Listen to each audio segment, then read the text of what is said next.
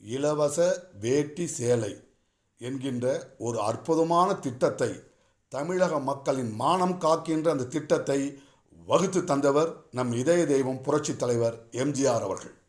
அவருடைய பாதையிலே இதய தெய்வம் புரட்சி தலைவி அம்மா அவர்களும் அந்த பணியை மிக சீரும் சிறப்பாகவும் செய்து வந்தார்கள்.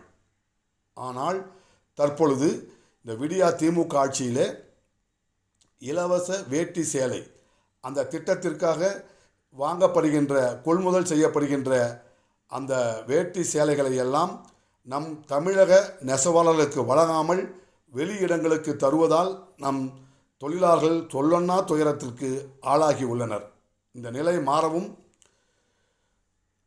கைத்தறி மற்றும் விசைத்தறி தொழிலாளர் நெசவாளர்களுக்கு 200 யூனிட் மற்றும் 750 யூனிட் இலவச மின்சாரம் வழங்கியது நம் அனைத்து இந்திய அண்ணா திராவிட முன்னேற்ற கழக அரசு.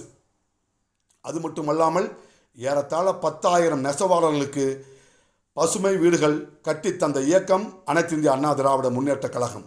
அது மட்டுமல்லாமல் பிப்ரவரி மாதம் 2018 இருந்து பிரதம மந்திரியின் வீடு கட்டும் திட்டத்தின் மூலமாக அதில் 10% வீடுகளை நமது நெசவாளர்களுக்கு ஒதுக்கி அதன் மூலம் பல பேருக்கு வீடுகள் கட்டித்தரப்பட்டிருக்கின்றது. இப்படி நெசவாளர்களுடைய வாழ்விலே ஒளியேற்றுகின்ற வேலையை செய்தது அனைத்து இந்திய அண்ணா திராவிட முன்னேற்ற கழக அரசு.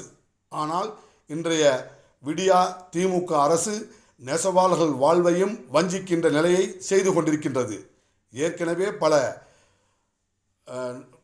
நெசவாளர்கள் தங்களுடைய தறிகளை எல்லாம் பழைய இரும்புக்கு போட்டுவிட்டு இன்று முதலாளிகளாக இருந்தவர்கள் எல்லாம் தொழிலாளர்களாக வேறு தொழிலுக்கு செல்லக்கூடிய அளவிற்கு நிலைமைகள் மோசம் அடைந்திருக்கிறது.